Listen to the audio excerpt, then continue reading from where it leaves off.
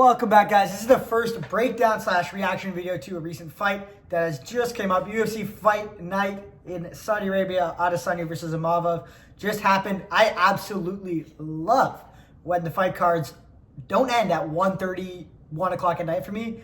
Waking up, enjoying my day, and watching a fight card in the morning on a Saturday is absolutely amazing.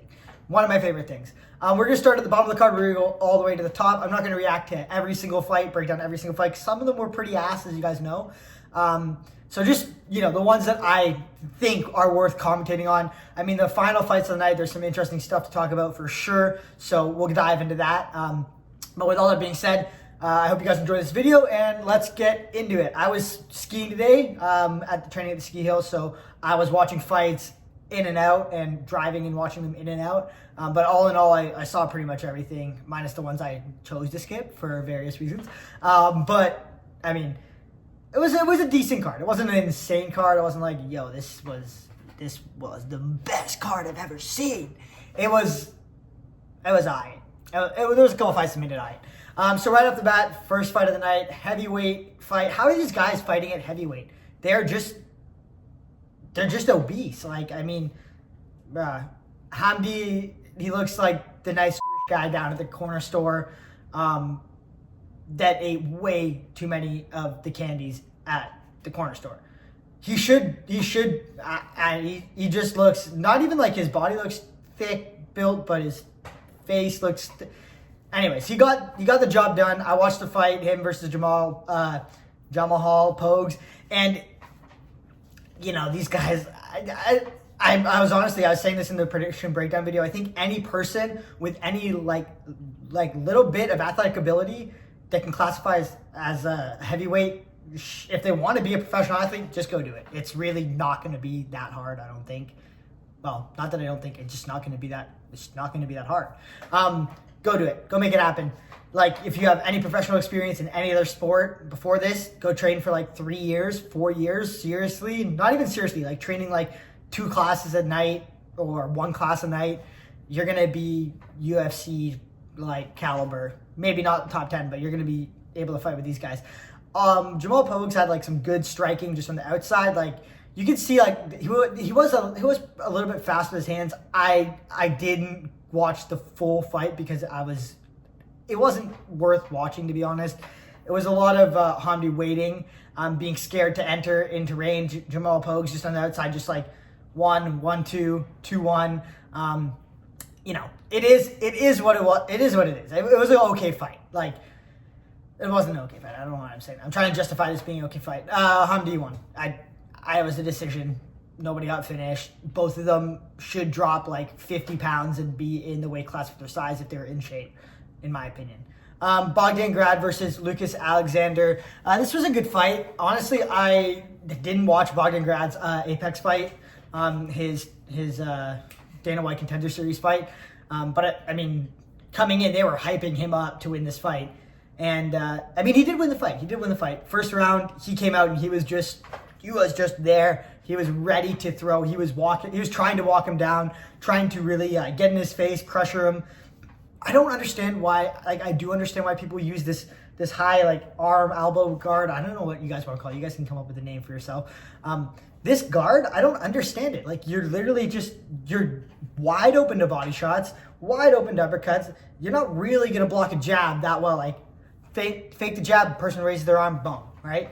I mean, I guess maybe it's a karate thing, you're kind of used to it, but like, this is not going to block you very well. And if you are going like this, Lucas should just be blasting body kicks or blasting body shots at that point. He was walking him down at the beginning like that, and it wasn't like super effective in my opinion. It was kind of working. Lucas Alexander had a great first round.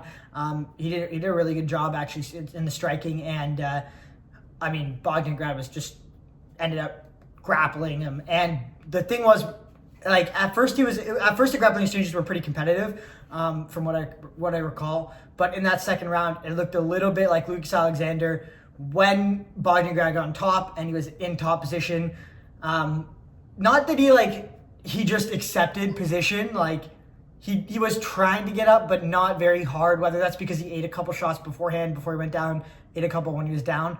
But he basically, like, Bodigrad got in a solid position on top, threw a couple punches, like 2-3 hard ones that, he had his guard up, he was kind of blocking, but was enough to just make him shell up completely. And just, like, when like, you're fighting or sparring anybody, like, the best thing they can possibly do for you personally is just cover up like this and not throw back. Like, maybe if there's somebody that's covering up and okay, maybe they will throw back with something hard when the timing's right, you have to be a little bit wary. But a lot of the times when somebody covers up just like this, that's the time you just pick your shots, touch, find an opening, step out, find an opening, and that's when you're standing up. When you're on the ground and you're like this, you can't do anything. Like, yes, you have to defend, you have to block, but just sitting here like this, covering up, it's not going to get any better. Like, maybe you block a couple shots, you try to, close the distance, pull them in, maybe try to push them away. Like, you have to either get up to your feet or you have to, like, hold them and stop them from hitting you. If you're just covering up like this, they're going to find a way through this guard. And you got two little forearms. They're not going to block everything. And that's kind of what happened. He just kept dropping elbows and punches on top of the arms and the head and the temple of Lucas Alexander. And eventually, ref called the fight TKO. Yeah, it was a good fight. I actually think Bodigrad had quite a bit of adversity in the beginning of the fight. But I mean, Lucas Alexander, not to say that he just accepted position or anything like that. I mean, when you get hit with a couple shots and you're out of it, it happens. But if you just cover up for like a minute and a half, you're gonna get finished. There's no way about it, unless the person literally does not punch you. Jasmine Jasudavicius, oh my god, this name is going to kill me on this channel, versus Mayra Bueno Silva. I mean, obviously we were rooting for Jasmine because she's from Canada, eh? And, I mean, she did it 30-27 on all the judges' scorecards. I did think coming into this fight that she was the better fighter. I mean, total strikes 164-41 and 57 significant strikes to 37. Takedowns 3 out of 5 for Jasmine and 0 from Mayra, and also just 7 minutes of control time and 0 for Mayra, which wasn't really what I was expecting. I thought that Jasmine, was potentially going to be the better fighter, more skilled, obviously. To have some words about Mayra Bueno Silva's fighting after this, but I knew she was going to be a better fighter. It was just, Mayra's a pretty big girl for 125. She's coming down from 135. She had fights against Raquel Pennington for the title, so she, obviously, technically, she's up there. I really don't rate either of their skills. Like, I think Raquel Pennington and Mayra Bueno Silva are pretty low-level MMA skills, technique-wise and stuff like that.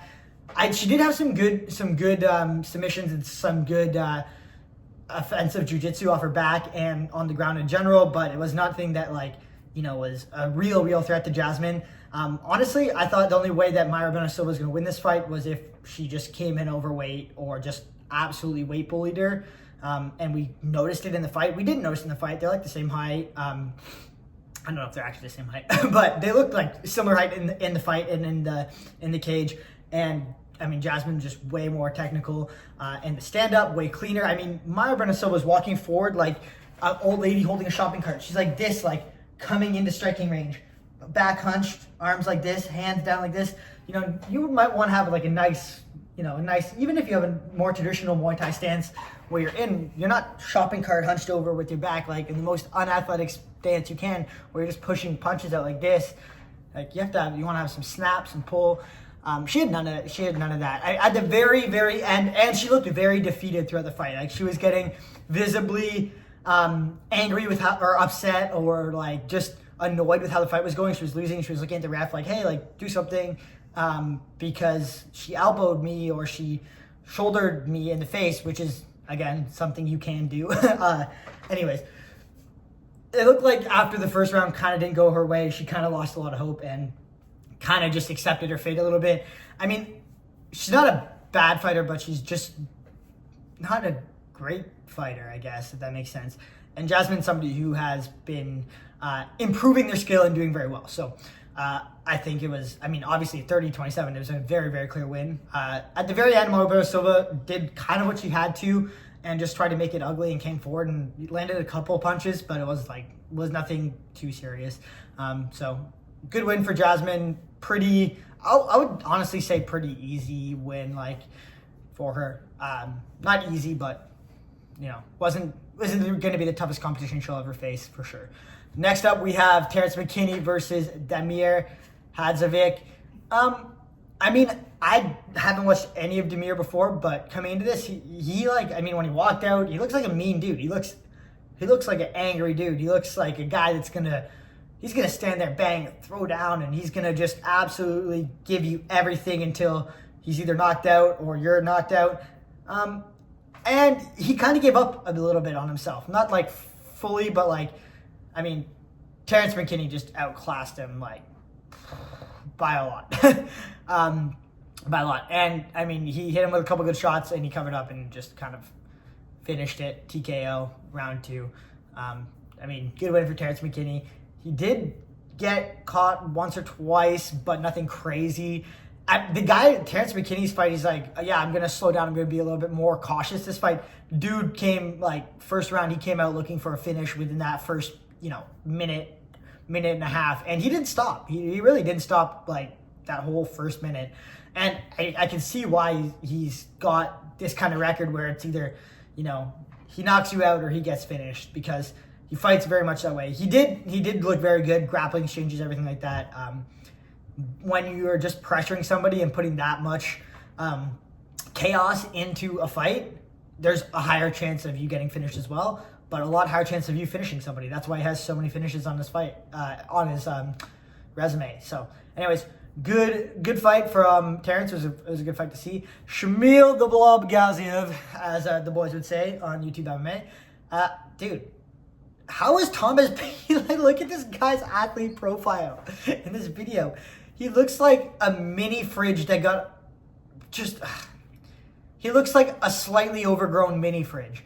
Not to say that I'm a short guy, but I'm not built like a mini fridge, man. This guy is, I don't know, if these heavyweights just don't know what ab crunches are, or just, some basic cardio or running on a treadmill. Dude,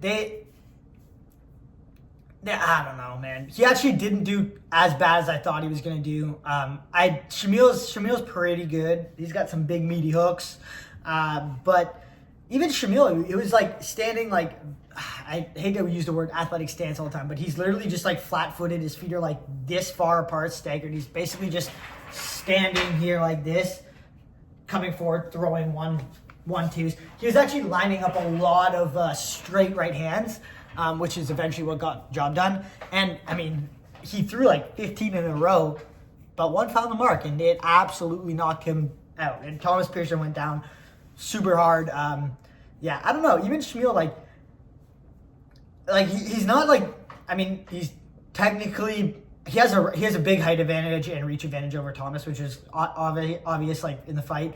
You can see Thomas having a hard time closing the distance, but he was still doing a pretty good job of it.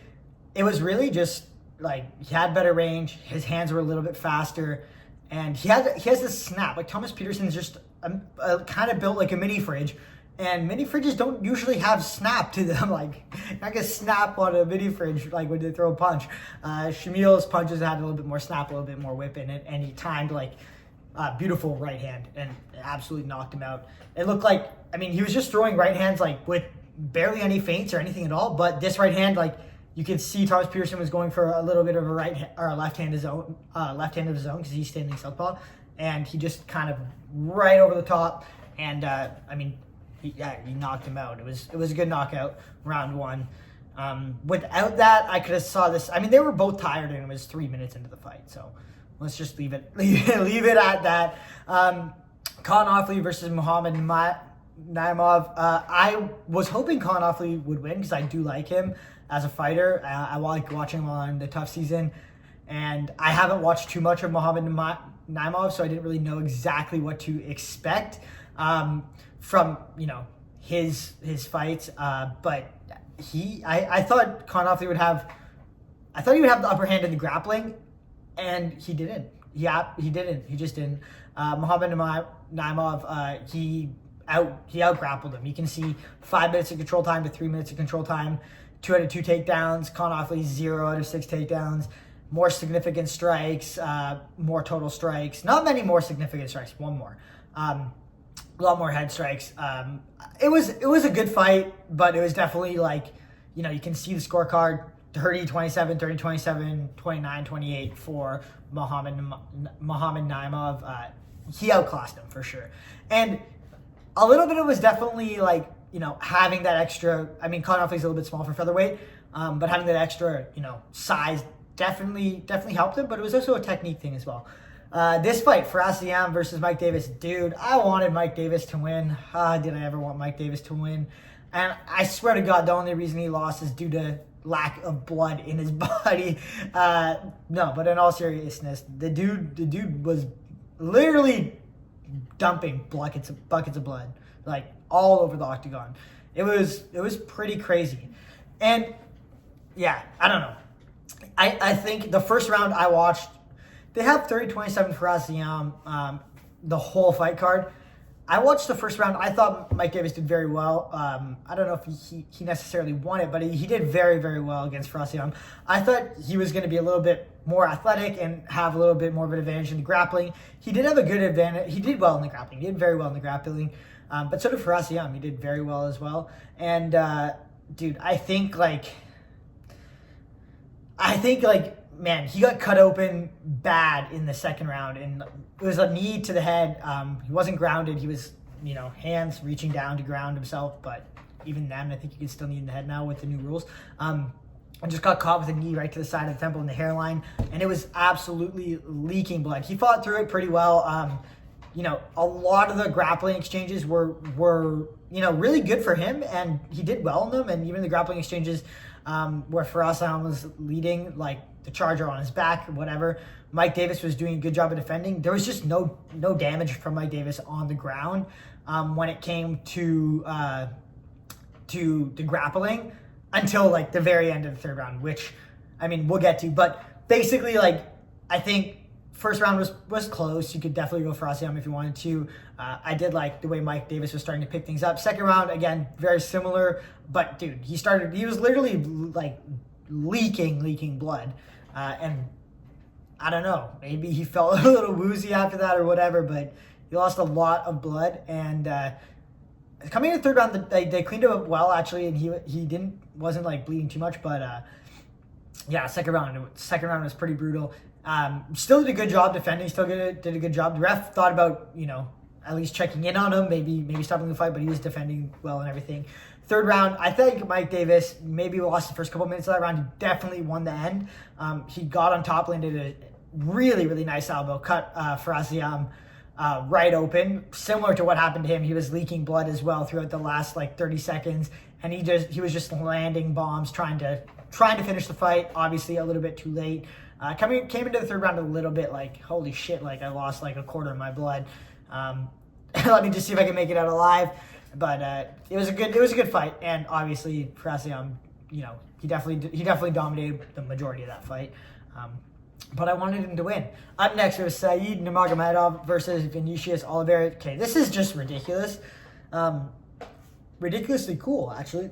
I didn't think Vinicius Oliveira could pull it off in the way he did. Again, 28-29, it was a close fight. I do have 2 rounds for Vinicius Oliveira, for sure. I think, I didn't expect him to be able to out-grapple or grapple with Said Nurmagomedov that well. He looked very, very good in the grappling. And it's got to be said, dude, I thought Said Nurmagomedov was incredibly tall and, he's just really tall for the division. He was the same height as Vinicius Oliveira, but Vinicius Oliveira wasn't starved to death.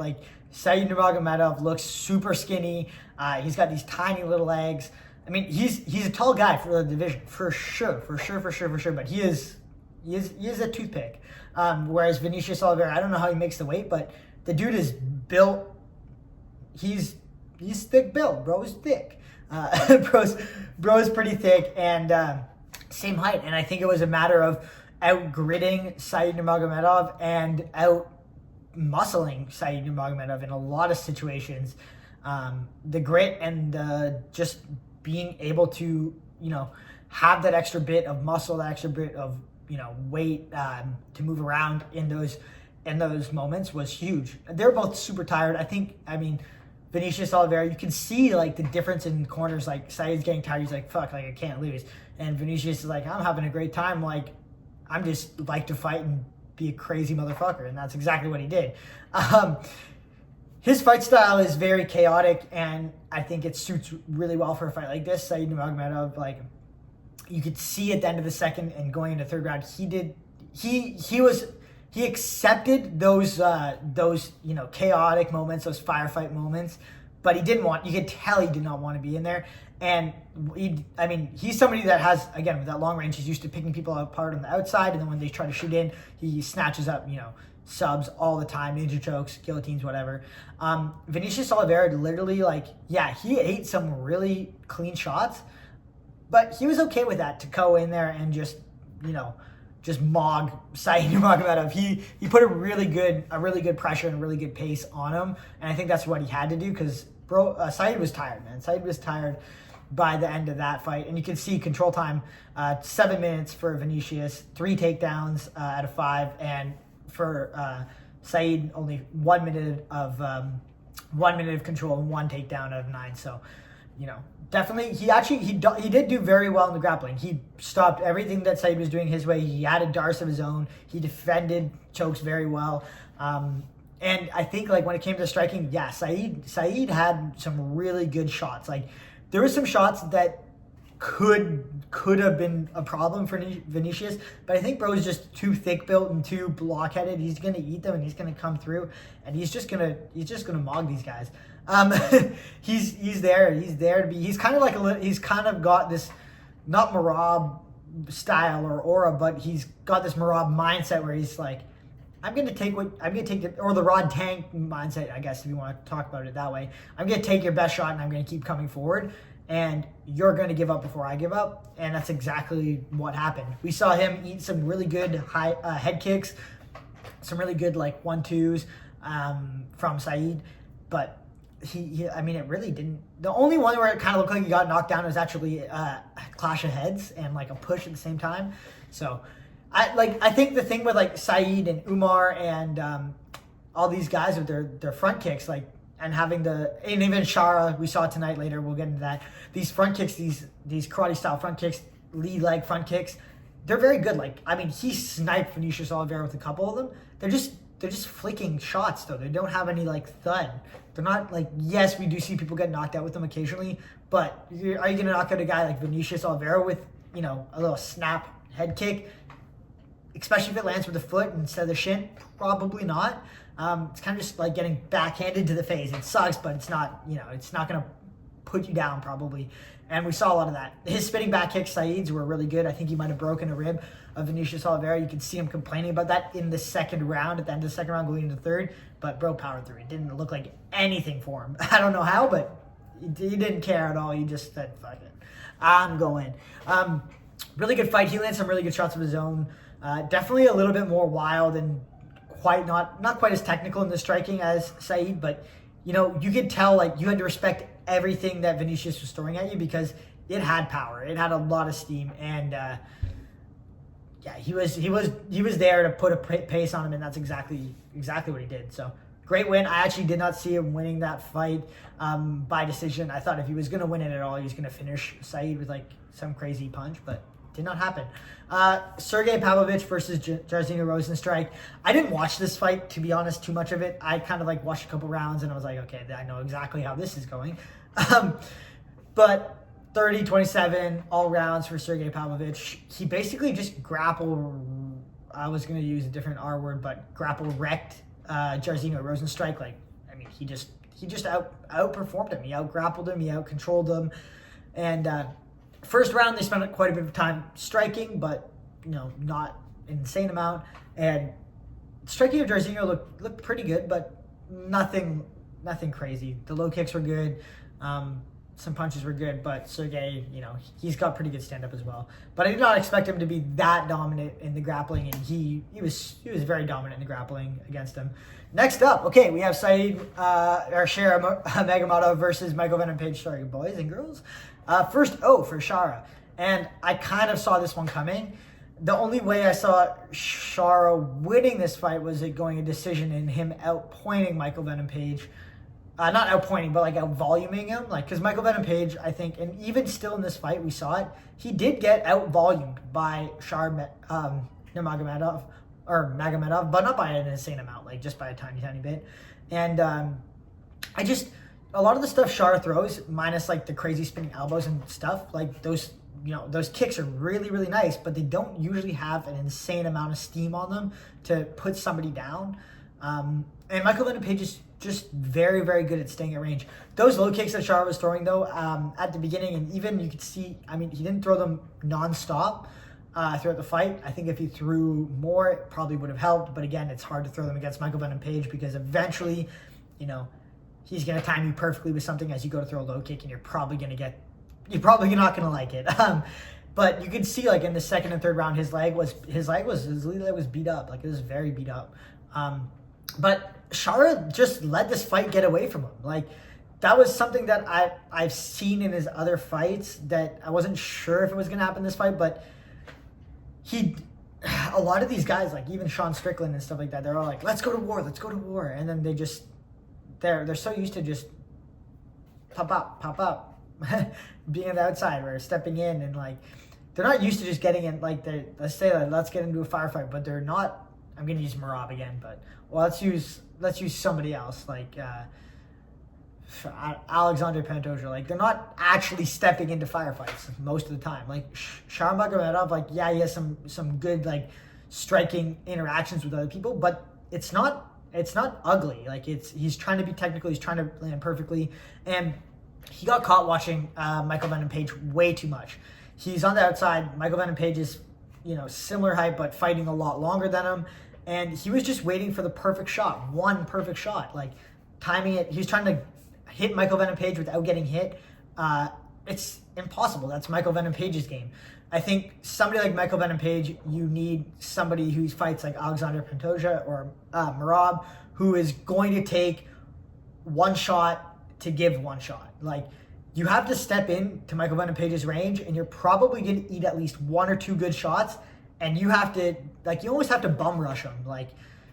Even Ian Gary, he's very good at fighting the outside, fighting at range. You either have to, bum rush Michael Venom Page and just, get in close quarters. And Michael Venom Page did show some really good grappling. Not really, some good grappling. He did show some good grappling and takedown defense this fight. Not that Shara was really going for takedowns, more clinch stuff. You either have to be a really good, dominant wrestler who's not afraid to just go and shoot and just take a shot while you're shooting once and then have him down the whole rest of the round. Or you just gotta absolutely mog him the way Vinicius Oliveira tried or basically did to Saeed Nurmagomedov, because he's just gonna stand outside and just eat you up the entire fight. And that's exactly what happened. He just picked him apart at range the whole fight with no problem whatsoever. He got hit with maybe one or two shots, but not very many. And he landed some big shots on Shara Magomedov as well. And I think Shara Magomedov he kind of let this fight get away from him. Coming into the end of that second round, coming into the third round, he knew he was down two rounds, 100% down 2 rounds. And he's still trying to fight this more technical kickboxing fight against Michael Venom Page and, go tit for tat with him. Up until the last 30 seconds where he actually started just crowding his space and letting some chaos loose. And that's where he had the best success of the entire fight, was at the end where he just kind of got in his face and just said, fuck it, I'm going to eat 1 or 2 shots and I'm going to throw as many as I can back at you. And if I get close and I can, if I get close, I'm either going to clinch and we're on even terms, or I'm going to keep throwing, right?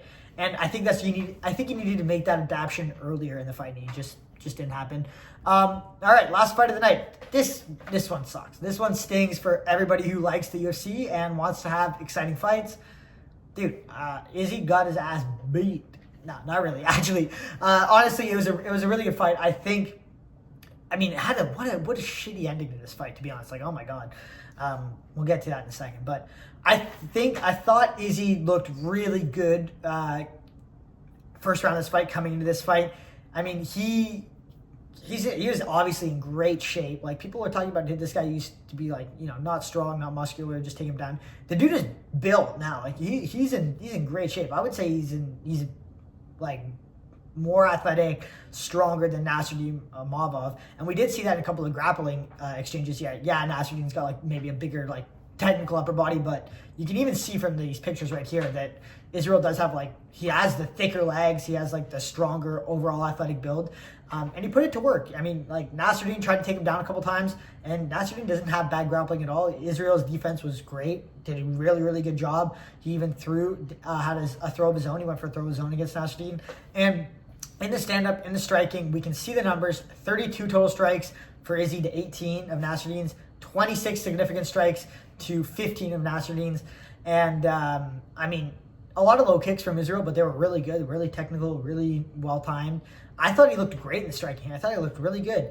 And first round, I would have gave it to Izzy. But I definitely would have given it to Izzy. What am I saying? I would have. But bro got eye poked, and then I don't understand. Like, there's a viral moment, and then all the UFC fighters tried to react to that viral moment at their own detriment. Like, Max Holloway's like, point at the ground, knock somebody out. Well, then everybody starts pointing at the ground now. Like, how many people have we seen at the end of a fight point at the ground? Half of them don't even throw a punch after they do that. Another half of them, something bad happens to them. Like, to recreate a moment like that is not something you can do. And Israel's trying to do what Poatan did, where he gets poked in the eye or kicked in the balls, and he's like, no, like, get away from me, ref, I'm good to go.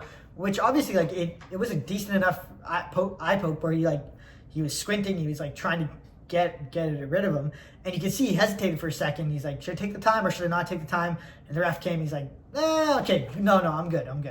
And literally right after that, he just got dropped. Like, well, he didn't get dropped, he got knocked out. He got hit really, really hard.